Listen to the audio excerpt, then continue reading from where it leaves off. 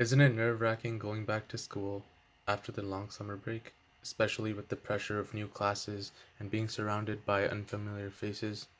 However, it also brings the opportunity to make new friends, discover new interests, and explore passions. To explore and understand the importance of contemporary technology like translations, I visited downtown Edmonton, to be exact, 97th Street, Chinatown. I was excited to experience how difficult translation may have been without this technology being in our hands, but also quite nervous as the area is known to be a rough part of the city, especially in the evening. Fortunately, my friend Jimmy came along to help me feel safer and assist with the pronunciation of some Vietnamese and Cantonese words.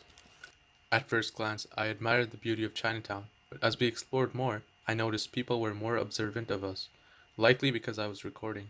This uneasiness intensified when a man on a bicycle seemed to be staring us down across the street, seemingly following us.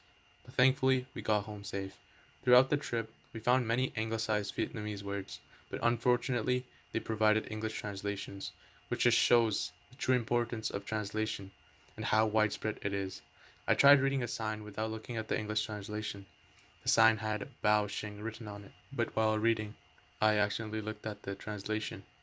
I spotted another sign, but this time I made sure that I didn't look at the English translation.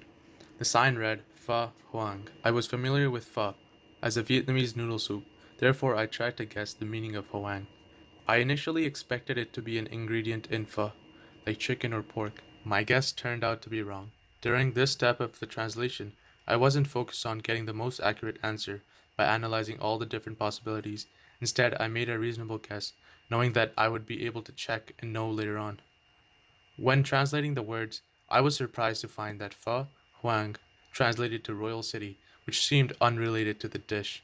When I presented this to Jimmy, he explained that I had misspelled pho, accidentally putting in pho, and that Huang was simply a name, not a word with a translation. I realized the differences were subtle to someone unfamiliar with Vietnamese, but easily noticeable to a native speaker. The translation tool wasn't entirely reliable, but it is crucial to be cautious with providing the input. The technology had also misinterpreted my intent, especially since I had no control when it came to adding special characters such as the apostrophes. The experience reminded me of our earlier discussion in the semester about ChatGPT's inaccuracies and their real world implications. Now I was personally experiencing the challenges of technology being misleading. In a literary setting, this experience with translation errors is similar in a way to 1984 by George Orwell, where language is distorted and used as a tool for systemic oppression. In the novel, Newspeak is a modified language developed by the party that is used to limit thought and alter the meaning of words, allowing people to remain loyal to the party. Whereas errors in Google Translate also highlight the limitations and potential to convey an inaccurate message, which could lead to unforeseen problems. Additionally, the subtlety of the language differences, such as the distinction between pho and faux, could also resemble the broader theme of how language shapes thought in 1984. The idea of doublethink in the novel involves the ability to accept contradictory beliefs simultaneously, much like how Google Translate can offer conflicting or incomplete meanings depending on what is inputted, impacting one's understanding in undesirable ways.